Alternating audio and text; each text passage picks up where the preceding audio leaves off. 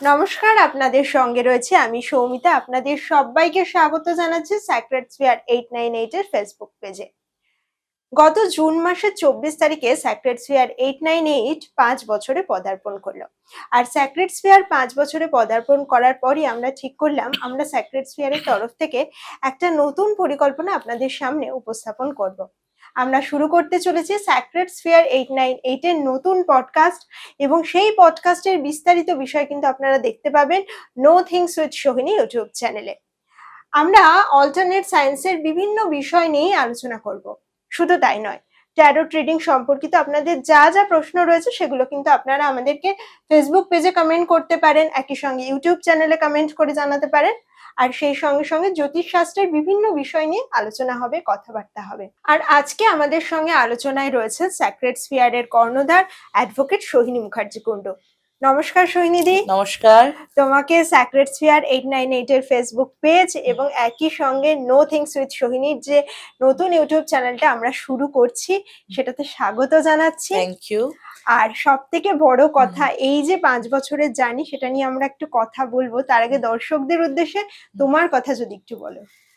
নমস্কার, আমি সোহিনী মুখার্জি কুণ্ডু। প্রফেশনালি আমি একজন criminal advocate, but alternate science আমার একটা অদ্ভুত ভালো লাগার জায়গা। আর সেই ভালো লাগা থেকেই আমার বিগত 5 বছর ধরে আজকে আমার স্যাক্রেড স্ফিয়ার 898 এর জার্নি। আমি একজন প্রফেশনাল রেকি গ্র্যান্ড মাস্টার, একজন নিউমোলজিস্ট, একজন প্রফেশনাল ট্যারো কার্ড রিডার এবং একজন প্রফেশনাল অ্যাস্ট্রোলজার। মানে একই অঙ্গে কত রূপ বাবা। তো সেই জায়গা থেকে একটা কথা বলো দিদি, এই যে জুন মাসের 24 তারিখ স্যাক্রেড স্ফিয়ার 898 5 বছরে পা রাখলো, 5 বছরের পদার্পণ করার সময়টা এবং দীর্ঘ এতদিনের পথ চলা, তোমার কি ফিলিংস হচ্ছে?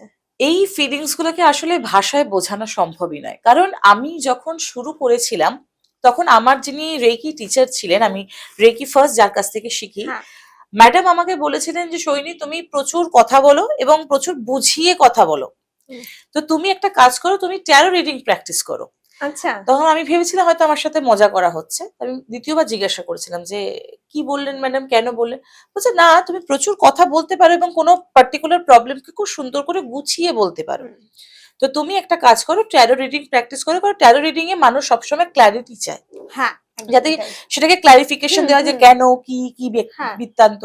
তো তুমি ট্যারো রিডিং প্র্যাকটিস করো, এবং নিছকই গুরুর আদেশে বলা যেতে পারে আমি ট্যারো রিডিং প্র্যাকটিস করা শুরু করি। আচ্ছা। ট্যারো রিডিং শিখি এবং প্র্যাকটিস করা শুরু করি। তো জুনের 24 তারিখ 2021 সালে আমার এক ক্লায়েন্ট এবং কাম বোন, সে আমাকে বলে যে দিদি, আমি তোমার থেকে ট্যারো রিডিং করাতে চাই এবং প্রফেশনালি করাতে চাই। আচ্ছা।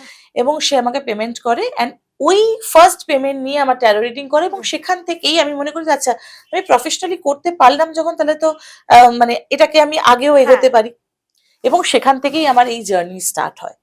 ফার্স্টে আমরা কোম্পানির নাম রাখি হচ্ছে ম্যাজিক্যাল উইসপার 898। তারপরে যখন আমরা রেজিস্ট্রি করাতে গেলাম, মানে রেজিস্ট্রেশন করাতে গেলাম, তখন দেখা গেল যে এই নামটা আমরা পেলাম না।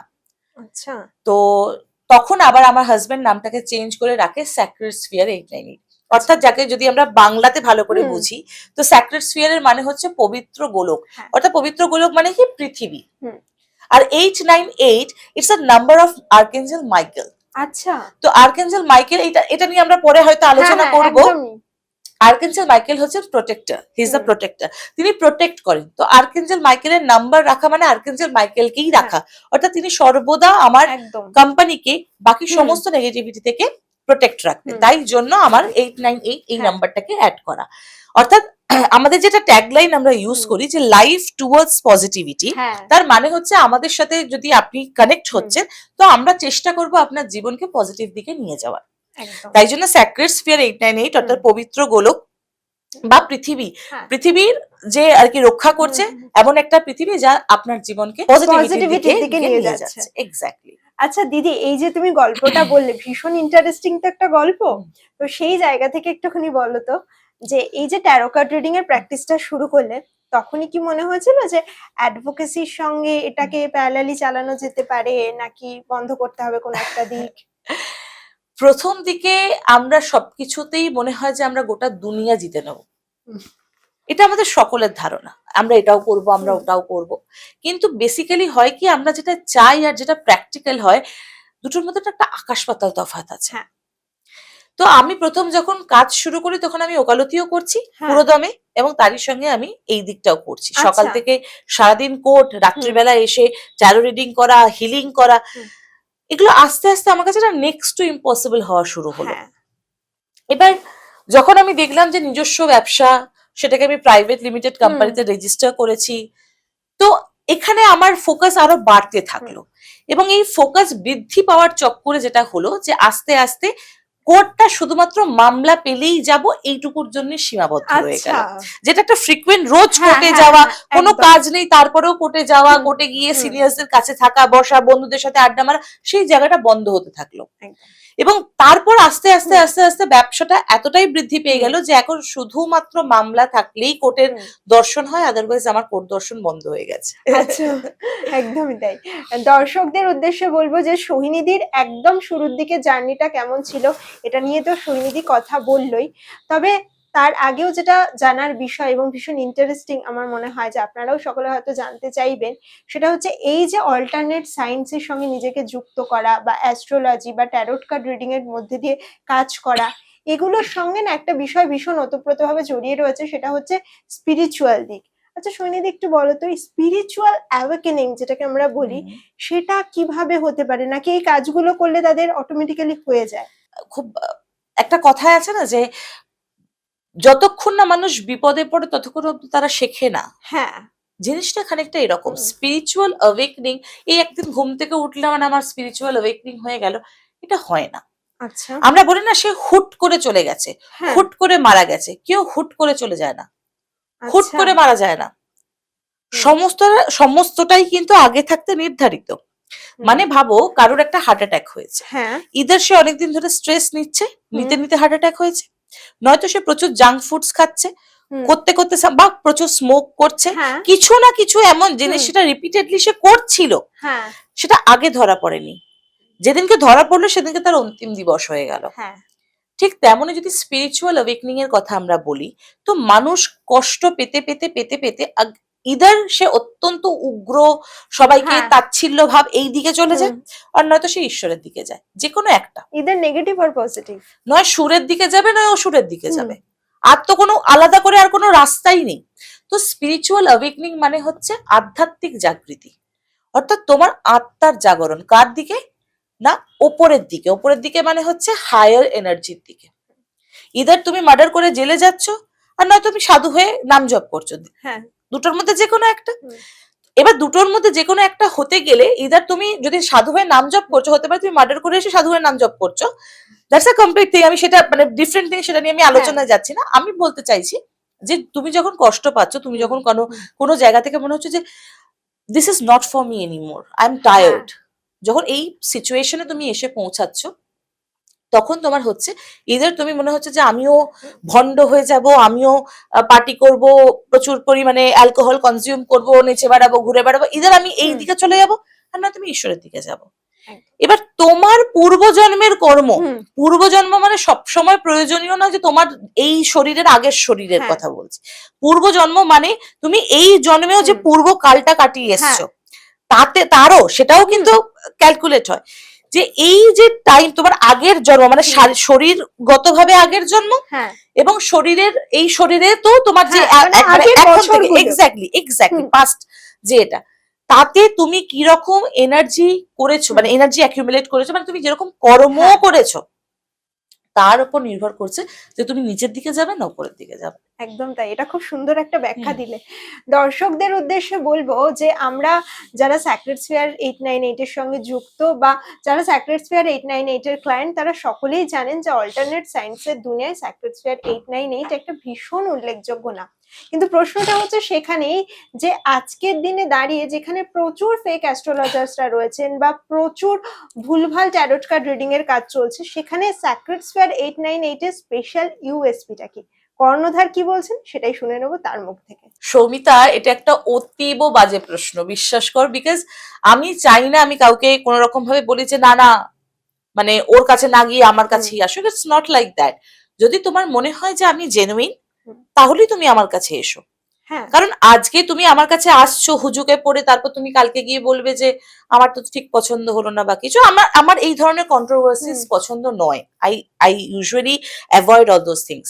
তাতে আমার দুটো ক্লায়েন্ট কম হোক, আমার তাতে বিশেষ আপত্তি নেই। হ্যাঁ কিন্তু আমি জাস্ট হুজুকে পড়ে তোমার কাছে আসবো, হুজুকে পড়ে তোমার থেকে জিনিস নেবো, তুমি চলে যাবো, এটা আমার ঠিক পছন্দ নয়। এবার যদি পার্টিকুলারলি ইউএসপির কথা বলিস, তাহলে সেই ক্ষেত্রে আমি বলবো যে হ্যাঁ, ফার্স্ট অফ অল আমি কোনোদিনও কাউকে কোনো ফেক জিনিস দিইনি। মানে আমার দেওয়া যে কোনো ক্রিস্টাল, আমার দেওয়া যে কোনো রত্ন, যে কেউ যে কোনো ল্যাবরেটরিতে গিয়ে টেস্ট করাতে পারে। It's a complete genuine product, first thing. Second thing, যে আমি 24 ঘন্টা অ্যাভেলেবেল থাকি এটা বলা উচিত হবে না, বাট অ্যাটলিস্ট 18 ঘন্টা তো ক্লায়েন্টের জন্য অ্যাভেলেবেল থাকি। হ্যাঁ, হতে পারে যে আমি মানে কারোর একটা প্রশ্নের উত্তর হয়তো একদিন বাদে দিলাম, তো সেটা কারণ একটাই যে হয়তো তাকে ছাড়াও আরো অনেকজনের মেসেজ এসছে যাকে আমি রিপ্লাই দিতে দিতে হাঁপিয়ে গেছি। কিন্তু তার মানে এই না যে আমি রিপ্লাই দেবই না। তো কিছু ক্ষেত্রে হয়তো দেখা গেছে যে আমি মানুষকে রিপ্লাই দিইনি, তো সেটা ইদার হতে পারে যে আমি মাথা থেকে বেরিয়ে গেছে, রিপ্লাই দেবো দেবো ভেবে ভুলে গেছি, বা হয়তো আমার খুব বেসলেস প্রশ্ন মনে হয়েছে, বা মনে হয়েছে যে এই প্রশ্নটার উত্তর দেওয়ার আমি যোগ্য নই, তাই আমি হয়তো অ্যাভয়েড করে গেছি, ব্যাস এইটুকুই। বাট তার থেকে বেশি এটুকু আমার আশা করছি আমার সমস্ত ক্লায়েন্টসরাই বলবে যে তারা প্রত্যেকেই আমার থেকে রিপ্লাই কম বেশি অবশ্যই পেয়েছেন। মানে আমি থাকার মানে অ্যাভেলেবেল 18 ঘন্টা সারাটা দিনে অ্যাভেলেবেল থাকার অবশ্যই চেষ্টা করি। বাকি টাইমটুকু যতটুকু ঘুমোই সেটা পরের কথা, কিন্তু বাকি টাইমটুকু আমি যতক্ষণ থাকে আমি চেষ্টা করি আমি সবাইকে রিপ্লাই যেন করতে পারি। দর্শকদের উদ্দেশ্যে বলবো যে সৈনিধির সঙ্গে যারা যোগাযোগ করতে চান তারা অবশ্যই স্ক্রিনে দেওয়া নাম্বারে হোয়াটসঅ্যাপ করতে পারেন। আপনাদের ট্যারোট কার্ড রিডিং সম্পর্কিত যা যা প্রশ্ন রয়েছে বা জ্যোতিষশাস্ত্র সংক্রান্ত কোনো প্রশ্ন থাকলে কিন্তু আপনারা অবশ্যই কমেন্ট করতে পারেন, বা একই সঙ্গে এটাও বলছি যে হোয়াটসঅ্যাপ করতে পারেন। আচ্ছা সৈনিধি, এই যে স্যাক্রেড স্ফিয়ার 898 এর এতদিনের পথ চলা এবং একটা বিশাল কর্মকাণ্ড চলছে, এটার ব্রেন চাইল্ডটা কার? ব্রেন চাইল্ড আমার হাজবেন্ডের বলতে পারিস। আচ্ছা, বিকজ ওকে ছাড়া আমার এত দূর অব্দি আসা সম্ভবই ছিল না। এবার আমি সবসময় একটা জিনিস মনে করি যে কোনো জিনিসের না কারোর একার অধিকার নেই, কোনো জিনিসের উপর কারোর একার অধিকার নেই। এটা যারা ভাবে আমি বিজনেস করেছি, আমি পয়সা কামিয়েছি, I am the best, I am the one, হয় না। একটা মানুষের জীবনে চলার পথে, এই যেমন আজকে আমরা পডকাস্ট করা শুরু করেছি, আজকে তুই না থাকলে বা একজন অ্যাঙ্কার না থাকলে আমি কার সাথে বসে পডকাস্ট করতাম? হতে পারে চ্যানেলটা আমার, হতে পারে কাজটা আমার, কিন্তু আমি এই যে আজকে ক্যামেরার পেছনে একজন আছে, সামনে একজন আছে, এদের সকলের তো মিলিত it's a team work. Every even শুধুমাত্র ব্যবসার ক্ষেত্রে বা কাজের ক্ষেত্রে নয়, কোনো অফিস চালানোর ক্ষেত্রে বা কোনো ব্যবসা, ইটস নট লাইক দ্যাট। প্রত্যেকের জীবন ইটস আ টিম ওয়ার্ক। বাবা মা না থাকলে সন্তানের অ্যাকচুয়ালিতে ছোটবেলা থেকে কোনো কুল কিনারা থাকে না, সে কোথায় যাবে, তার ভবিষ্যৎ কি হবে, দে ডোন্ট নো। তো বাবা মা যদি তাকে সঠিক শিক্ষা না দেয়, সে বড় হয়ে দিশাহারা হবে। তো টিম ওয়ার্কই তো, বাবা মায়ের একসাথে সম্মিলিত প্রচেষ্টার জন্যই তো একটা বাচ্চা সঠিক জায়গায় সঠিক সময় সঠিকভাবে কাজ করতে পারে। তো আমাদের প্রত্যেকের জীবন ইটস আ টিম ওয়ার্ক। তো আমার জন্য আমার ফিল হয় যে আমার হাজবেন্ড এবং সর্বোপরি আমার বাবা 2020 সালের ডিসেম্বরে মারা যান, এবং 2021 জুন থেকে আমার কাজ শুরু হয়। তো আমি মনে করি আমার বাবা যান ওপরে এবং স্বর্গে গিয়ে ঠাকুরকে বলে আমার মেয়ের যা কিছু করতে চায় ওকে ঠিক করে দাঁড় করিয়ে দেয়, নাহলে তোর সাথে সম্পর্ক শেষ। আর বাবা চেয়েছে বলে বা বাবা ওপরে গিয়ে ঝগড়া করেছে বলেই এত ফাস্ট হয়তো আমি কাজটা করতে পেরেছি, বা 5টা বছর ধরে উইদাউট এনি মানে কি বলবো ডাউনফল আমি এত দূর অব্দি এগোতে পেরেছি। তো আমার বাবা, আমার বর, এরা দুজন, মানে আমার বর ছাড়া আমার ব্রেন চাইল্ড বলতে আমার বরই ফার্স্ট থিং, বাট তার সঙ্গে সঙ্গে যাদের সাথ ছিল সেটা হচ্ছে আমার বাবা এবং ডেফিনেটলি আমার কৃষ্ণ। তো সেই জায়গা থেকে একটুখানি বলো, এই যে স্যাক্রেড স্ফিয়ারের যে এতদিনের কাজ চলছে, বা তুমি তো প্রচুর মানুষের বিভিন্ন ধরনের সমস্যার সমাধান করেছো বা এখনো অব্দি করে চলেছো, এই যে কাজ করতে করতে তোমার কোথাও গিয়ে কি মনে হয়েছে যে এই কাজগুলো ভীষণ ডিফিকাল্ট হয়ে যাচ্ছে, বা কোনো পার্টিকুলার কেস, সেগুলো যদি একটু দর্শকদের উদ্দেশ্যে শেয়ার করো।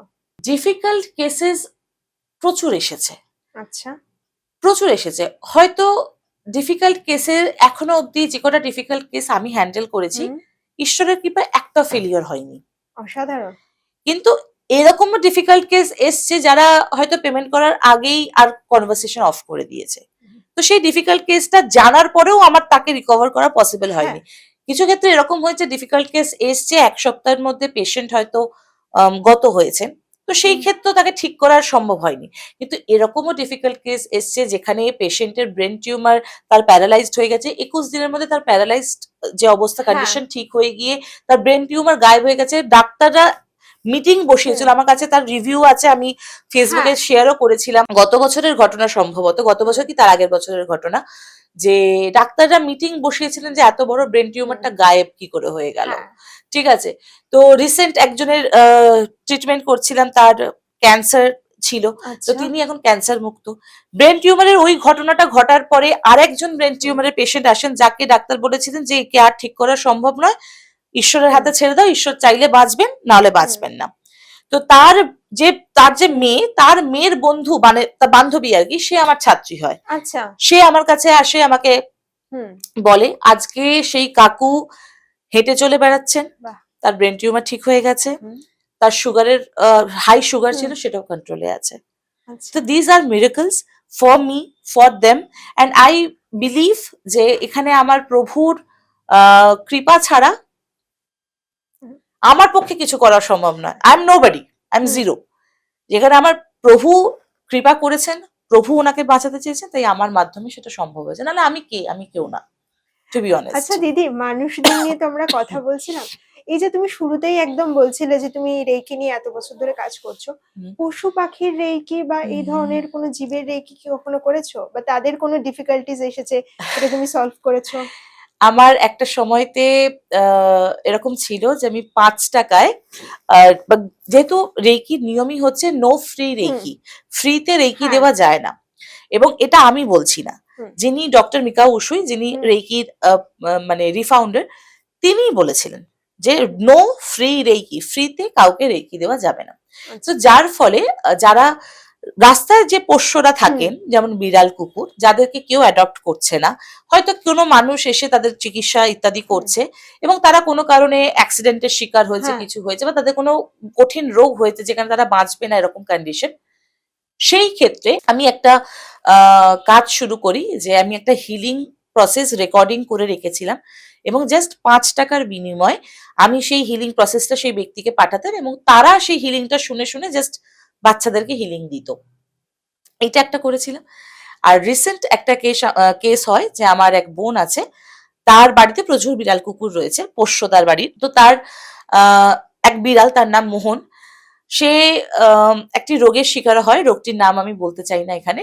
তো সে একটা রোগের শিকার হয়, এবং যে রোগটাতে বিড়ালরা বাঁচে না, এবং স্বাভাবিক ব্যাপার, ও যেখানে থাকে সেখানে পশুর ডাক্তারের সেরকম অ্যাভেলেবিলিটি নেই, ফলত সে আমাকে বলে, দিদি আমি জানি মোহন আর বাঁচবে না, তো তুমি যদি কিছু পারো তো করো। She just said that, and within 21 ডেজও নয়, বোধ হয় 10 to 11 days বাদে আমাকে ও জানায় যে মোহন সুস্থ হয়ে গেছে, এবং নাচানাচি করছে, যথেষ্ট খাবার দাবার খাচ্ছে, এবং বিড়ালরা একটা গ গ করে একটা আওয়াজ বার করে মুখ দিয়ে, যখন আর কি তারা সুস্থ থাকে, সেই আওয়াজটাও করছে, এবং সেই মোহন এখনো অব্দি সুস্থ, স্বাভাবিক।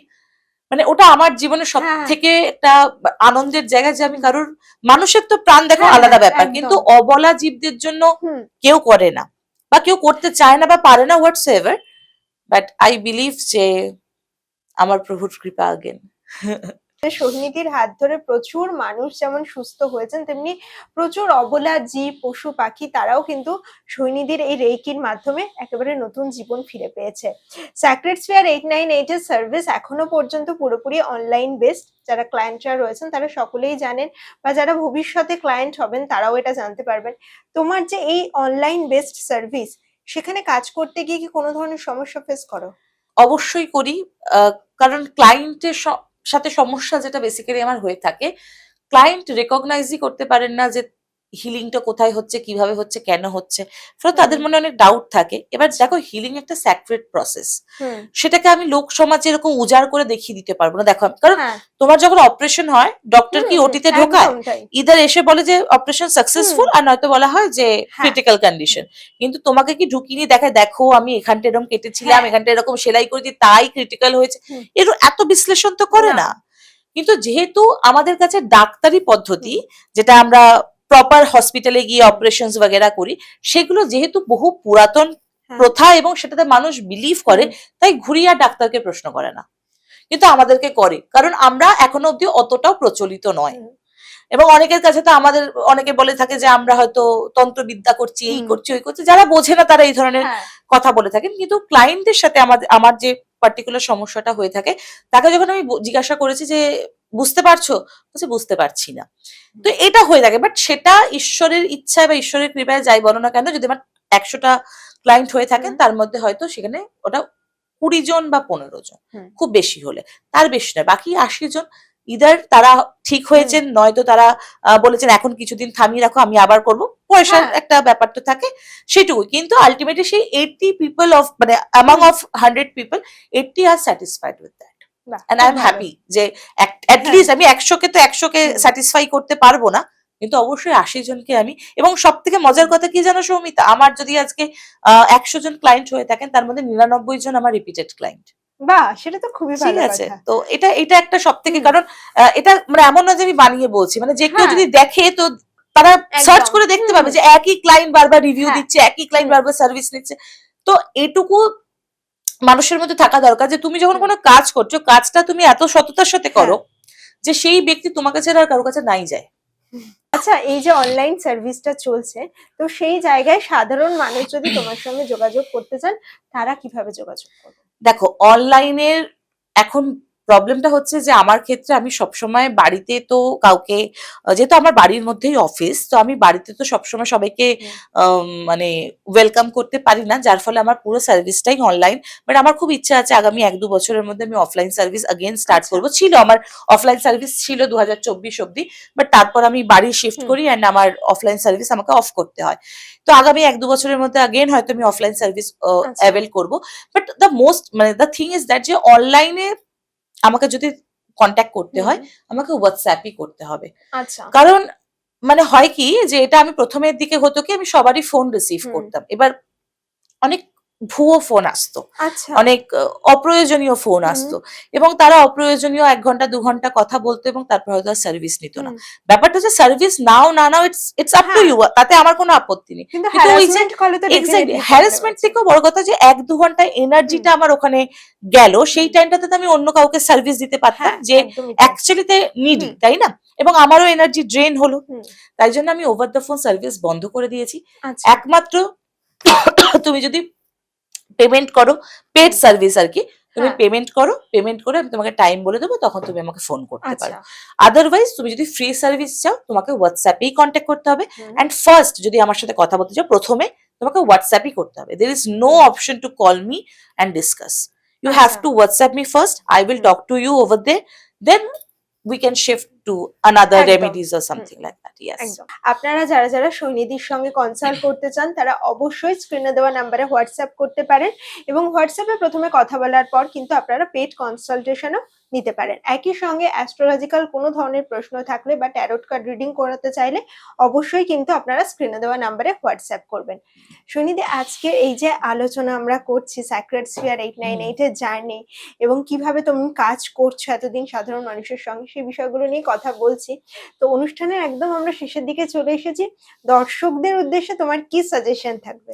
দর্শকদের উদ্দেশ্যে আমার একটা সাজেশন চিরকালই ছিল, যেটা আজও আছে, আগামীতেও থাকবে। রিলস দেখে কাইন্ডলি নিজের লাইফে কিছু এক্সপেরিমেন্ট করবেন না। এখন আপনারা বলতে পারেন যে আপনিও তো কাইন্ড অফ রিলসই বানাচ্ছেন ম্যাডাম, আপনিও তো ভিডিওই বানাচ্ছেন, আপনার কথা কেন বিশ্বাস করব? করতে হবে না। আমি কখনো কাউকে বলি না যে আমার কথায় বিশ্বাস করুন।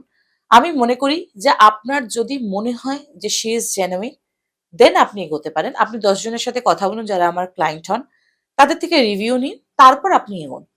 জাস্ট বিকজ আমি আপনাকে, আমার প্রচুর ফলোয়ার্স রয়েছে আর আমি আপনাকে একটা রিল বানিয়ে দিয়ে দিলাম এবং আপনি আমাকে ভগবান ভেবে সেটাকে মেনে নিলেন, লাইফে কিছুটা ট্রাই করলেন, অ্যান্ড দেন তারপরে ফেলিওর হলো আপনার এক্সপেরিমেন্ট, লসটা সেই ব্যক্তির হবে না। সে ভিউজ পেয়ে যাচ্ছে, তার যা কার্যসিদ্ধি তার হয়ে যাচ্ছে, আপনার হচ্ছে না, আপনার হচ্ছে না।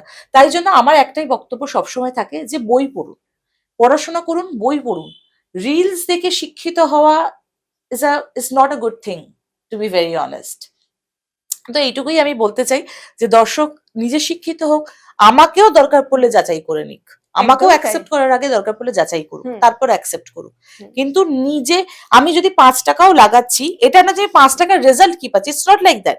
আমি যদি 5 টাকাও লাগাচ্ছি তো হুম। আমি এমন কাউকে দেব যে আমি জানি যে জেনুইন, সে ওই হ্যাঁ। 5 টাকার পরিবর্তে আমাকে হয়তো 50 টাকার হুম। জিনিস ফেরত দেবে। হয়তো সেটা টাকা দিয়ে হিসেব করা হুম, যায় না, বাট একদম। তার থেকে আমি এমন কিছু জিনিস শিখবো, জানবো, হুম। এমন কিছু ভালো ব্যবহার পাবো যেটা হয়তো আমার কাছে 500 টাকার সমান, হ্যাঁ, লাইক দ্যাট ওয়ে। একদমই তাই। তো মানুষ তো বেসিক্যালি টাকা দিয়েই তো হিসাব করে যে 5 টাকা দিলাম আমি রেজাল্ট কি হুম। পেলাম। তো আমার বক্তব্য হচ্ছে 5 টাকাটা দিতেও কেউ আপনাকে বলেনি, হুম। আপনি বিশ্বাস করেছেন হুম। তাই আপনি 5 টাকা দিয়েছেন, হ্যাঁ। রাইট? তো আপনি বিশ্বাস তাকে করুন যাকে আপনার ভেতর থেকে মনে হয় যে সে জেনুইন। জাস্ট আপনি একদমই তাই। চাপে আছেন, আপনার একটা সলিউশন লাগবে, যার তার কাছে চলে গেলাম, যার তার থেকে হুম। সার্ভিস নিন, সেটা করা কখনোই উচিত নয়। তো দিদি শেষের দিকে যে কথাটা বললেন সেগুলো কিন্তু ভীষণ ইম্পর্টেন্ট কথা। আগে সত্যিটা জানুন, সঠিক মানুষকে চিনুন। আর স্যাক্রেড স্ফিয়ার 898 সবসময় রয়েছে আপনাদের পাশে। আপনাদের যাবতীয় সমস্যার সমাধানের জন্য কিন্তু সোহিনীদি সবসময় থাকেন আপনাদের সকলের সঙ্গে। তাই বারবার করেই বলছি, এই যে বিভিন্ন রিলস দেখে বিভিন্ন টোটকা করছেন বা বিভিন্ন রিলস দেখে বিভিন্ন রকম ধারণা মনের মধ্যে তৈরি করছেন, সেগুলো কিন্তু একেবারেই তৈরি করবেন না।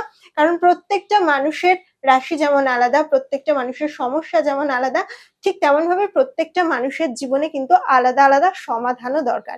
তাই আপনার জন্য কোন সমস্যার ক্ষেত্রে কোন সমাধানটা প্রয়োজন সেটা জানার জন্য কিন্তু অবশ্যই আপনারা সৈনিধির সঙ্গে যোগাযোগ করতে পারেন। আবারও বলছি, সৈনিধির সঙ্গে যোগাযোগ করার জন্য স্ক্রিনে দেওয়া নাম্বারে আপনারা হোয়াটসঅ্যাপ করতে পারেন। টিম স্যাক্রেড স্ফিয়ার 898 সবসময় রয়েছে আপনাদের পাশে।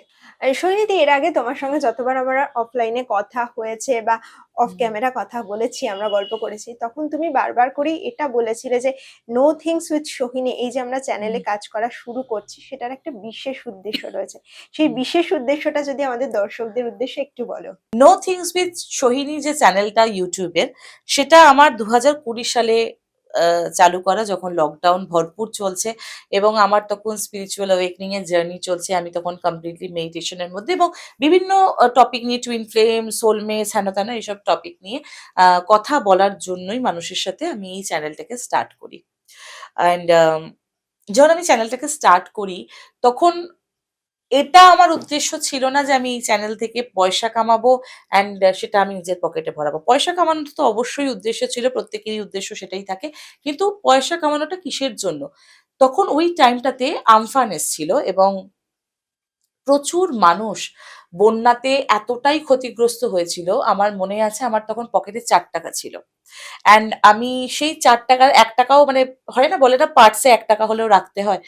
আমি ৳1 না রেখে পুরো ৳4টাই ডোনেট করেছিলাম। কারণ ওটাই আমার শেষ টাকা ছিল সেই মুহূর্তে আমার কাছে ক্যাশ হিসেবে।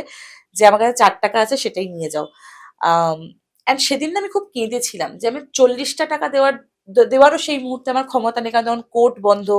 আ আমার উপার্জনও খুব সীমিত সেই মুহূর্তে দাঁড়িয়ে।